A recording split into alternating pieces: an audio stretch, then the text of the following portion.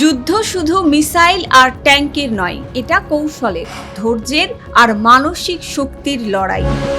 এই লড়াইয়ে নাকি হেরে যাচ্ছেন মার্কিন প্রেসিডেন্ট ডোনাল্ড ট্রাম্প, এমনটাই দাবি করেছে ইরান। একটি জ্যেষ্ঠ নিরাপত্তা সূত্র বলছে, ট্রাম্প এখন আর পরিস্থিতি নিয়ন্ত্রণে রাখতে পারছে না, বরং তার ভাষা যত কঠোর হচ্ছে তত স্পষ্ট হচ্ছে তার হতাশা। ইরানের অভিযোগ, তাদের জনগণের বিরুদ্ধে ট্রাম্পের উস্কানিমূলক ও অপমানজনক বক্তব্য এই দুর্বলতারই প্রমাণ। শুধু তাই নয়, দক্ষিণ ইস্পাহানের সামরিক পদক্ষেপ যা নেওয়া হয়েছিল ইসরায়েলের প্রধানমন্ত্রী বেনইয়ামিন নেতানিয়াহুর সঙ্গে সমন্বয় করে, সেটিও কৌশলগত ব্যর্থতা বলছে ইরান।